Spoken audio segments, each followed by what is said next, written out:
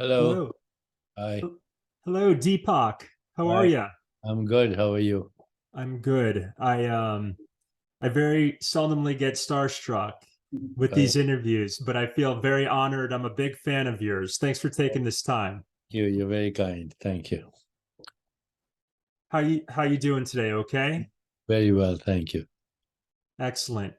I I just finished your new book, Living in the Light, and it was lovely. And I've listened to the audiobook and you has such a wonderful cadence and reading voice. It was really nice to listen to. Thank you. Thank you very much. Yeah. Um, before we get going here for the article, I just want to make sure I have your details correct. How old are you now, Deepa? I'm 76, Beautiful. And where are you located these days? New York City. That's where I am right now. Excellent. And you, And where are you located? so I'm actually in upstate New York I, now. okay. Yeah. And have you ever hear of the Finger Lakes? Yeah. Yeah. Sure. So we have a cabin, my family and I have a cabin up here on Cayuga Lake near Ithaca, New York. Oh, lovely. Lovely. Yes, I've been in Philly for 16 years and jumped up here for the pandemic and have since been able to work in this capacity. And so it's been nice to kind of step back away from the city a little bit and breathe. Yeah. No, it's lovely. Thank you. Yeah. Yeah, and what are you up to these days? Are you a writer, public speaker? How would you define your occupation currently? I'm writing. I have three books to deliver in the next couple of years. And I'm also speaking. So this next week, I'm doing a 1 week retreat in Florida, in Marco Island. And then I'm going to India for 3 weeks. I'll be back in December, end of December. India also, I'll be speaking on a speaking tour. Excellent. So you're obviously very busy. Yes, well, my body is busy. I never leave home. I love that.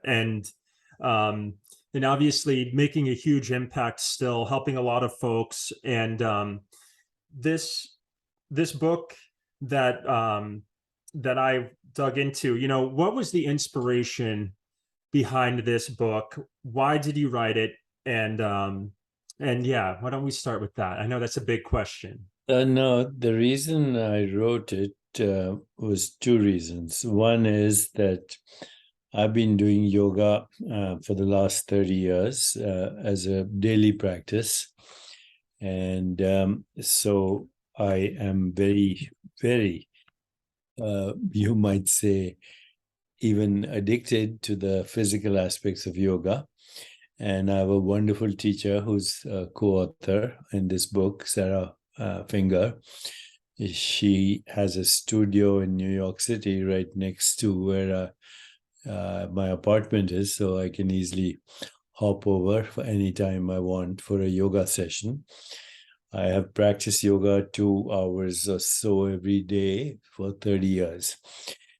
And as when I turned into my 70s, I became obsessed with what is reality. Right now, if you go on Google and you type out the following question, what are the 125 open questions in science?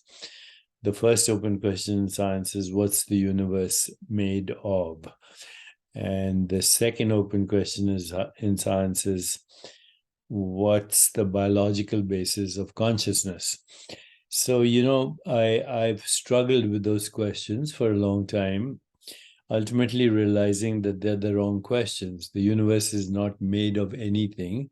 It's a perceptual activity in our consciousness. We only know it through the five senses. And so we don't actually see a physical world. We only see our own perceptions. And every species has their own perception. So the question, what's the universe made of, doesn't make sense. Number two, what's the biological basis of consciousness? And I realized even that doesn't make sense because there's no biological basis of consciousness. The brain doesn't produce consciousness, just like the internet doesn't produce this conversation that we're having. The Zoom doesn't produce this conversation. It's a medium for us to communicate.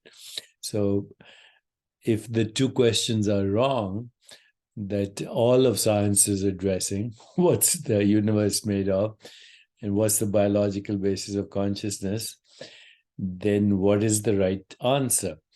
And I realized that yoga actually, both as a physical practice, but also in its totality, yoga has 8 limbs as originally described by Patanjali, who is the first author of yoga.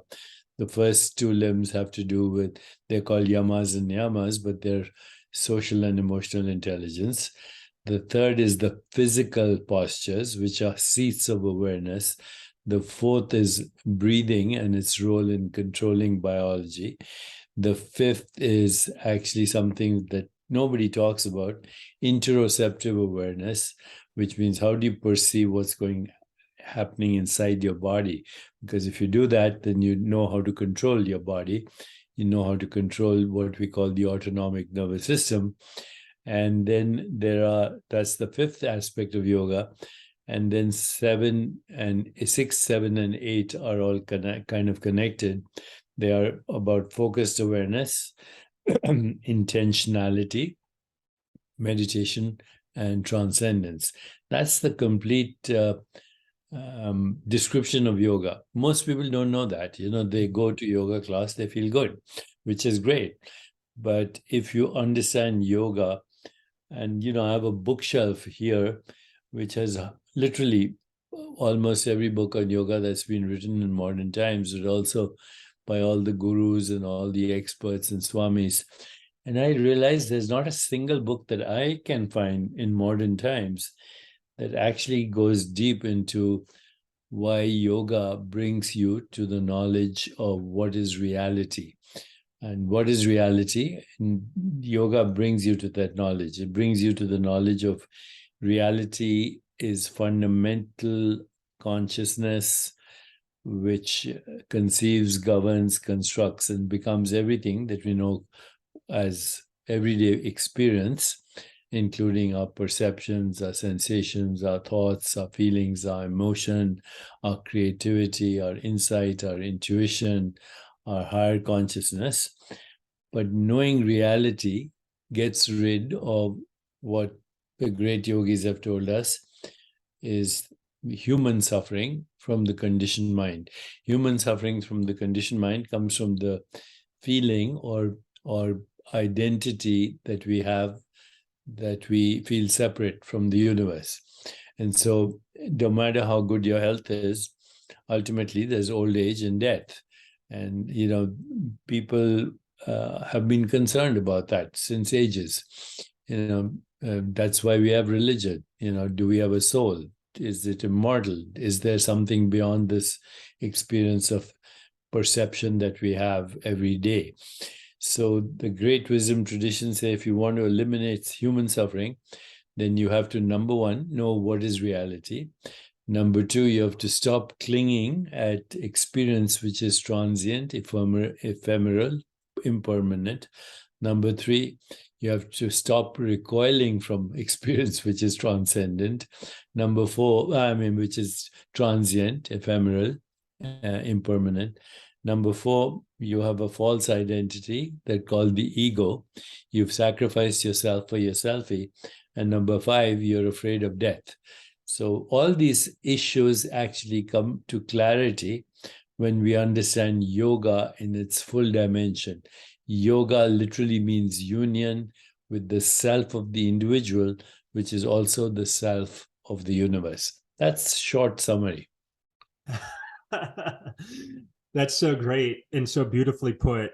You had mentioned you've practiced yoga regularly, daily for what, your whole life, as far as you could remember, or for my most of my adult life, yeah. Beautiful. And now currently, given this 8 limb path, what does that look like for Deepak every day? What's a daily practice for you? Is it asana? Is it meditation? Is it both? Is it, you know, do you roll out a yoga mat and do postures, or, what does that look like for you personally? So I start at 6 o'clock in the morning. I roll out a yoga mat, but first I do about maybe half an hour of meditation. Then I do another half hour of breathing pranayam, and then I do a full hour of asana in the morning. That's a full 2 hours. And then in the evening before I sleep, I do another hour of meditation, but no yoga. Wonderful. So And my practice is altogether about 3 hours a day, which is fine because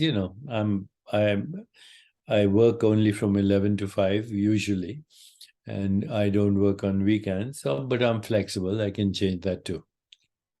beautiful. And do you practice on your own, or do you have a sequence that you follow as far as the I asana goes? follow this sequence. Actually, the sequence in the book is about 50 postures, so I follow that. And then I have another teacher in New York who has a studio also close to my house.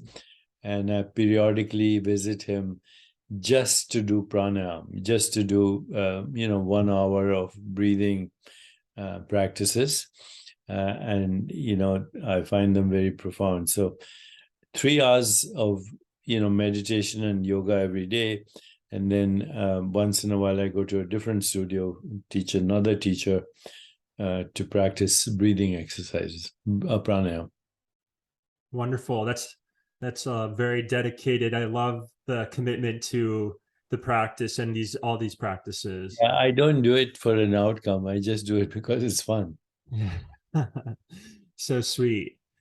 Um, I love that. And I love how your book provides, actual practices. It's written and provides philosophy and background, but there's also, this 30-day program you put forward where there's a practice, an exercise with each, philosophical idea you put So you forward. see, I'm reading all these books on yoga that I have read over the years, and they describe the aphorisms, even when they describe the um,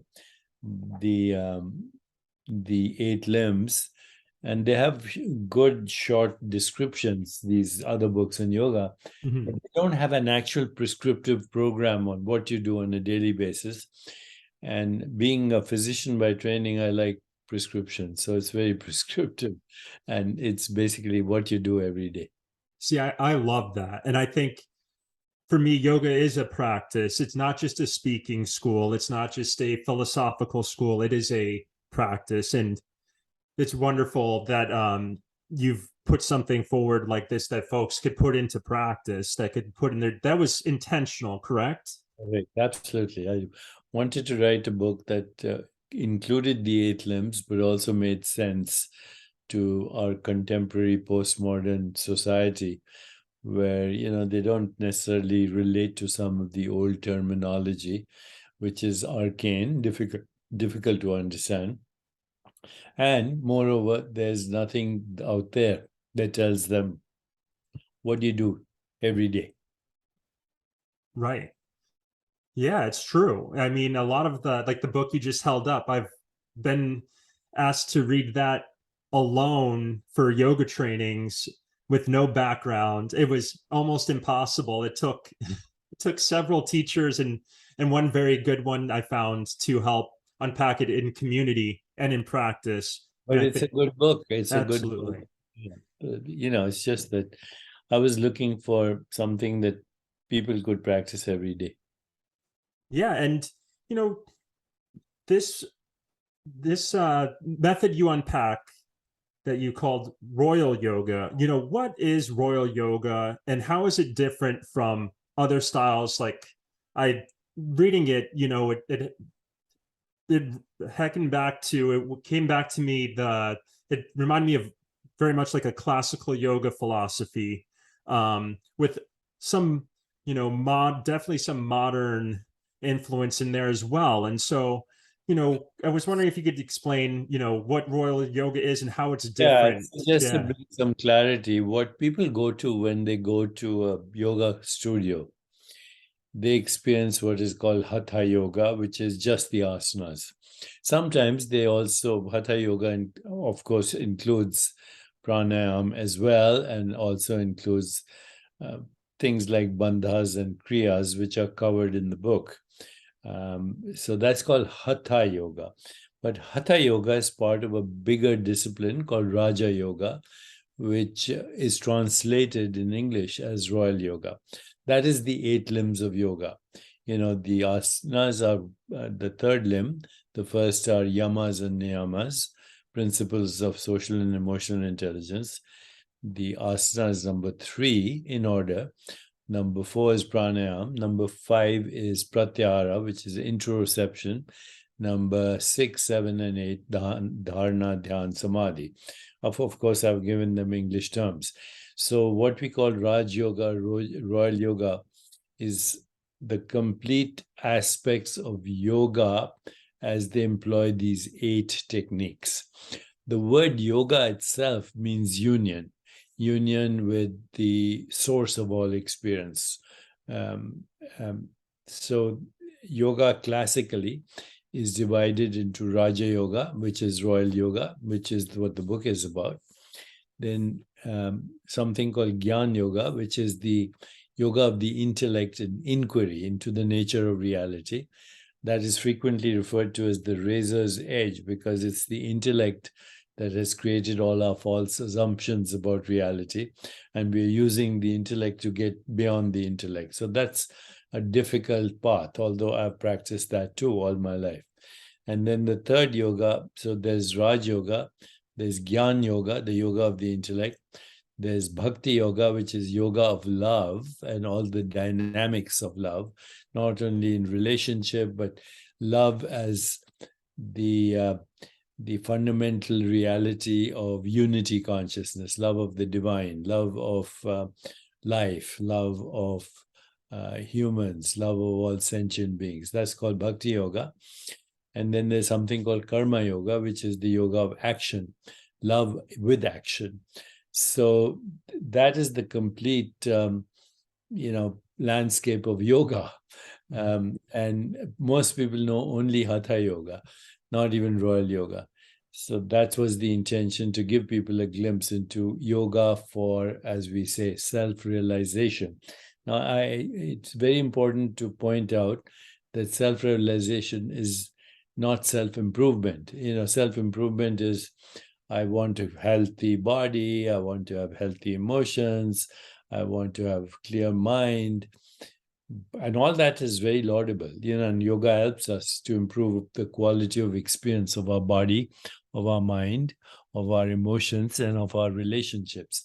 But self-realization is a totally different word. It means you realize who you are. Self-realization. And who you really are is not a body, not a mind, not emotions, not intellect, and not the experience of the world. Who you are is a formless, invisible awareness which has no borders, therefore is infinite and is not in time. And people have called that the soul and the spirit in religious traditions. But, those words are kind of tainted because when you say soul, God, spirit, people have their own mental constructs of what that means. In fact, all the problems in the world are about religious conflict anyway, is about how they define terms like soul, spirit, and consciousness, or God. So in the simplest way to understand fundamental reality is that which we call the soul is actually awareness. Without awareness, there's no experience of the mind, of the body, of the world, of the emotions. So there is something called personal awareness, and there's something called non-personal awareness. And awareness is not the mind, because the awareness of the mind cannot be the mind. Who is it or what is it that knows the mind? Who is it? What is it that knows the intellect. Who is it? What is it that knows emotions? Who or what is it that has the experience of the world or of the body? That knowing, that understanding experientially in Eastern wisdom traditions is called realizing the self, realizing who you are. And once you realize who you are, that's supposed to be the ticket to freedom, including freedom from human constructs like death, because death is based on a false identity, which is not really you. It's an experience of you. The body, the mind, the emotions are experiences. Who or what is having the experiences is what we call awareness. And that's the true purpose of yoga, for self-realization. It's interesting. Some of these, speaking of something otherworldly, beyond this world, something transcendent, is challenging for me and for some to wrap their heads around. It is, if you think about it, it is very challenging because truth cannot be found through a system of thought, because you don't even know what thought is. So how can you find truth through a system of thought when you actually don't understand the source of thought? So, all philosophy is a system of thought. All theology is a system of thought. All religion is a system of thought. And all science is a system of thought. But what I'm saying is, truth cannot be found through a system of thought. There you have to actually experience the transcendent, and talking about it doesn't make any sense because using language to talk about something that is beyond language. And that's where yoga comes in. This is not a philosophy. This is not even a science. This is a practice that allows you to have the experience of what is the source of experience, including the source of thought, including the source of perception, including the source of the experience of the body, including the source of the experience that we call the mind. Okay, that makes sense. That makes sense to me. So people have struggled with these ideas for thousands of years, and I guarantee you there's never an answer that'll make philosophical sense, because our philosophies are based on what we call rational thought. Rational thought, on the other hand, is based on our perception of what we call reality. And everything that we perceive is actually a magical lie. Your perception tells you the earth is flat. Who believes that anymore? Your perception tells you that the ground you're sitting on is stationary, and it's spinning at dizzying speeds and hurtling through space at thousands of miles an hour. Your perception tells you your body is a noun and it's ungraspable because you began as a fertilized egg, and you'll end up all the way to dusty death, being teenager, baby, child, adult along the way. So even what we call the body is a concept. There's no such thing. There's only awareness, and that's the background of every experience. And yet we don't. It's like the screen. The screen on this computer is the background of the show we are having. Now, once the show is over, we could have another show on the screen. The screen is the non-changing factor in every experience. So is what we call awareness, or your presence, or your soul, the non-changing factor. When you say, I was 5 years old, I was 15 years old, I was 25 years old, the body was different, the mind was different, everything was different. But what's the I? The I was still there. So, we ignored the screen. We only watch the show on the screen, when without the screen, there's no show. Mm-hmm.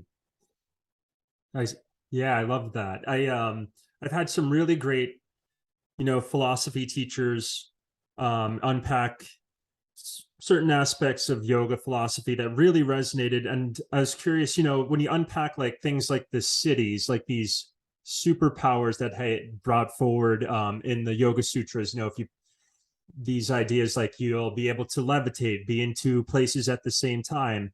And certain philosophers I've studied with have brought up, maybe a more different angle on, you'll feel as if you've got these superpowers. These are things that you do literally experience, but it's like they ebb and flow, like So here's the key to understand the siddhis mhm, and supernormal powers. They're actually dormant potentials that exist in all of us.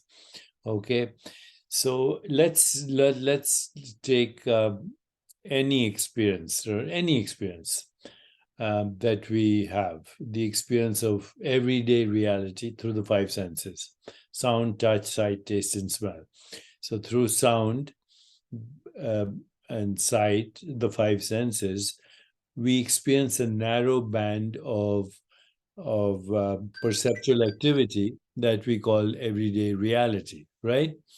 But those those ingredients of the sound, color, shape, sensation, fragrance, odor, flavor, they have no presence in the physical world. If I ask you where does the color red exist in the physical world, the answer is there's no such thing. In fact, what we call color red is electromagnetic frequency, which is totally colorless. There's no color in the real world. There's no color in your brain. So where is color? And the only place color can be is in your awareness. Is there such a thing as unseen color? And the answer is no. Even if there was an unseen color, you wouldn't know what to call it because you've never seen it. So there's no such thing as an unseen color. And if there's no such thing as an unseen color, then who or what is doing the seeing? Okay, that is awareness. But now I can take that same thing and apply it to sound, to taste. Nothing that gives us the experience of what we call the physical world is actually physical. So what is the physical world? We made it up. It's a construct for our perceptual activity. What is the mental world? It's an interpretation of our experiences, which are all based on magical lies. So even though science and technology is very successful in slowly unraveling these magical lies, science now tells us that everything that's visible comes from the invisible, whatever they want to call it, quantum vacuum, whatever. It doesn't matter what the term is, but everything that you see as the visible world comes from something that is invisible. What is the nature of that invisibility? Now, science tells us that is quantum vacuum, this, that, the other, singularity. There are all these theories. But what the yogic traditions say, that is pure consciousness. That's a field of possibilities that is borderless, that is fundamental, that is irreducible, and that what we call the body and the physical world are human constructs for experiences like shape and color. If I showed you this iPhone, you'd say this is an iPhone. If I showed you this, you'd say it's a hand. But would a baby say that? A baby would know this as a sensation, as a color, this too. Okay, so, and it would not feel separate from this or anything else. But then as soon as you give the baby a name and you start identifying experiences as objects, then you have this, what we call me and the rest of the world, which is an artificial subject-object split, is an artificial human construct. The physical world is an artificial human construct. It's a very useful construct, just like latitude is a human artificial construct, but it's useful. Longitude, it's useful. Greenwich Mean Time, it's useful. Wall Street, it's useful. Money, it's useful. But none of them is real. We made them up. So the same way we made up Wall Street, money, latitude, longitude, Greenwich Mean Time, nation states, is the same way we made up the idea that there's a body and a physical world. And then we struggle for centuries to figure out, how does the physical brain produce consciousness? It's the wrong question. You can't have the experience of the brain without consciousness. So, I know this sounds very arcane or esoteric to most people, but once you solve this dilemma for yourself, then you know that your true self is transcendent, that actually empathy and love, compassion are natural, and there's no such thing as death. So that's the essential spiritual experience in every religious tradition. But that's Jesus, that's Muhammad, that's Buddha, but nobody can understand them. So they're pointing to something. If somebody is pointing to the moon, you should be looking at the moon, but most people just worship the finger. So, instead of saying, should I follow this religion, you should ask yourself, who these guys who had this experience? They had a brain and a body just like me. Why can't I have the experience? I love it. And, especially nowadays or currently, it seems like our health is waning or in a very dark place currently. If you look at the numbers, speak to the experts, mental health problems, anxiety, this seems like a nice tool, what you've put forward in this book for someone who is struggling, right? It seems like a good I place. agree, but because all these problems are coming from the the hypnosis of social conditioning, which says you are by yourself and there's the rest of the world, when you, in fact, are the world. Mm-hmm. And, and also you've done such a beautiful job again of organizing it and turning it into more of an exercise, a practice. And, is there anything else that you'd like to, you've done so much throughout your career to help so many people. You've been so impactful, you know, you've written many books and sounds like more to come, including this one. What makes this special to you or I think different? this is the only book right now on the shelves that deals with yoga for self-realization in a very practical way.